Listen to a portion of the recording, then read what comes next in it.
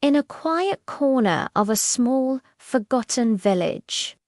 Nestled between rolling hills and whispering fields, lived a man named Kashif.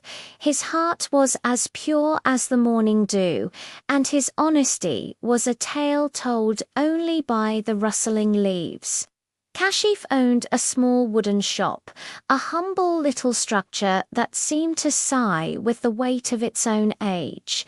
Every morning, long before the first rays of the sun painted the sky in hues of orange and gold, Kashif would rise. With a quiet prayer on his lips, he would unlock the creaking door of his shop. The air inside was thick with the scent of old wood and the faint aroma of spices and grain.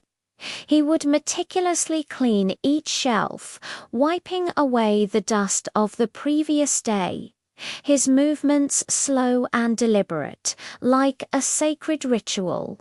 He would arrange his meager goods, a few sacks of rice, some lentils, a handful of spices, and a small collection of handmade soaps, hoping to make them look more appealing, more plentiful than they truly were. Then he would sit on his small wooden stool behind the counter and wait. The sun would climb higher, casting long shadows across the dusty village path, and the day would unfold. But for Kashif, the day often unfolded in silence. Very few customers crossed his threshold. The villagers, drawn to the brightly lit, well-stocked shops on the main road, would walk past his little wooden shack, barely casting it a second glance. Some of the younger, more boisterous villagers would occasionally point and laugh, their voices carrying on the wind. "Look at Kashif's shop," they'd jeer. "It looks more like a graveyard than a place of business." Each taunt was a small stone thrown at his heart. He would force a smile, a gentle nod, trying to hide the sting of their words. He held on to his faith, believing that honesty and hard work would one day be rewarded. But as days turned into weeks, and weeks into months, the silence in his shop grew louder, and the hope in his heart began to flicker like a dying candle. Every night, Kashif would return to his small, one-room home. He would lie on his thin mattress, his eyes wide open, staring at the cracked ceiling above. The moonlight would stream through the single window, illuminating the silent tears that traced paths down his weary face. "Oh, my Creator," he would whisper into the stillness of the night, his voice choked with emotion. "I have tried. I have been honest. I have worked hard. Why do my efforts bear no fruit? Have you forgotten me?" Sleep would eventually claim him, but it was a restless, troubled sleep, filled with shadows of doubt and despair. One fateful afternoon, as a storm gathered on the horizon, tragedy struck. The old, termite-eaten shelves in the back of his shop, burdened by the weight of a few sacks of flour and some boxes of grain, finally gave way. With a sickening crack and a loud thud, they collapsed, sending his precious goods tumbling to the floor. The sacks burst open, their contents mixing with dust and debris. The boxes shattered, spilling their wares. In an instant, a significant portion of what little he owned was ruined, spoiled, and unsellable.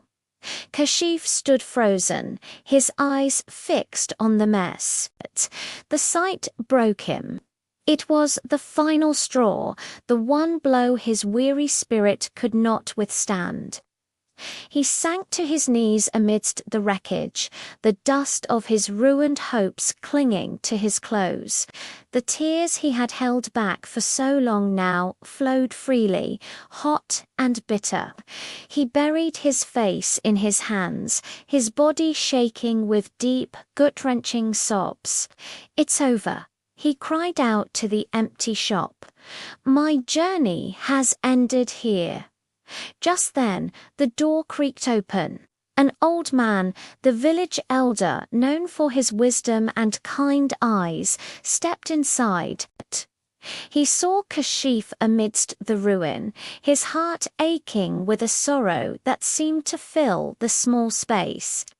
He walked over and placed a gentle hand on Kashif's shaking shoulder. "My son," he said, his voice soft and calm, "crying over what is lost will not bring it back. The rain does not ask the farmer's permission before it falls." Kashif looked up, his eyes red and swollen. "But what am I to do?" he lamented. "Everything is gone." The elder looked at the spoiled goods. "This grain may be unfit for your shelves," he said thoughtfully, "but it is not without purpose. There are many in our village who go to bed hungry. Their children cry for a handful of rice. Instead of letting this turn to waste, give it away. Let the poor and the needy have it. Let their blessings be your profit today." The elder's words pierced through Kashif's despair. Though his heart felt hollow and his future seemed bleak, he recognized the wisdom in the old man's advice. With a heavy heart, but a renewed sense of purpose, he gathered what was salvageable. He packed the slightly spoiled grains and flour into smaller bags. He went from door to door in the poorest part of the village, not as a shopkeeper, but as a giver. He gave to the widow with too many mouths to feed, to the old man who could no longer work, to the families struggling in silence. He expected nothing in return, but what he received was more valuable than gold. Their eyes, once filled with hardship, lit up with gratitude. "May God bless you, Kashif," they said, their voices filled with genuine emotion. "May He fill your life with abundance." Each prayer was a balm to his wounded soul. The news of his selfless act spread through the village like a gentle breeze. The same people who had mocked him now spoke of his generosity and his unwavering honesty, their tones filled with a newfound respect. A few days later, as if carried by the winds of those blessings, a miracle arrived. A wealthy merchant from a bustling city nearby had been visiting the region. He heard the whispers about the poor shopkeeper who gave away his ruined goods instead of throwing them out. Intrigued by this tale of profound honesty, the merchant sought out Kashif's humble shop. He found Kashif sweeping the now empty floor, a quiet dignity about him. The merchant introduced himself and said, "I have heard stories about you. In my business, trust is the most valuable currency, and it is a currency that is very rare. I am looking for a man of integrity to represent my company in this village. I want to offer you my goods to sell. You need not pay me now. Sell them, and we will settle the accounts later. Your honesty is your guarantee." Kashif could hardly believe his ears. It felt like a dream. With tears of gratitude welling in his eyes, he accepted the offer. Soon, carts laden with new supplies arrived at his small shop. The dusty, empty shelves were suddenly filled with colorful packets of spices, fresh sacks of high-quality rice and flour, and new items he had only dreamed of selling. His little shop was transformed. It was no longer a place of shadows and silence, but a beacon of hope and abundance. The change was magnetic. Where once only 2 or 3 customers would trickle in, now 20 or 30 people visited daily. Children, with coins clutched in their small hands, would run happily to his shop for sweets. Women who once walked past now came to buy their household needs, confident in the quality and the fairness of his prices. Men who had once laughed now sought his advice and trusted his word implicitly. The village square buzzed with praise for Kashif. At night, Kashif no longer stared at the ceiling with a heavy heart. He would lie on his bed, a peaceful smile on his face, and his sleep was deep and untroubled. He would whisper his thanks to the heavens, not just for the prosperity, but for the journey. He understood now his suffering had not been a punishment. It was a test of his faith. His devastating loss had not been an end. It was a turning point. And his patience and honesty, the very things that seemed to bring him nothing, were, in fact, his greatest treasures.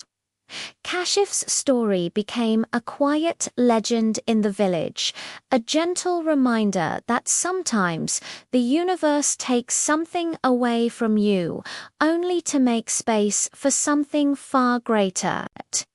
It taught them all that patience, even when it feels endless, always bears the sweetest fruit, that true honesty is a magnet for blessings, and that a single act of kindness, a moment of helping others, can open the doors to a mercy you never thought possible. And so, in that little wooden shop, it wasn't just goods that were sold. It was hope that was traded, and faith that was restored. Thank you so much for listening to our story tonight. We hope it brought you a little peace and inspiration. If you enjoyed it, please consider liking this video and subscribing to our channel for more stories like this. Sweet dreams.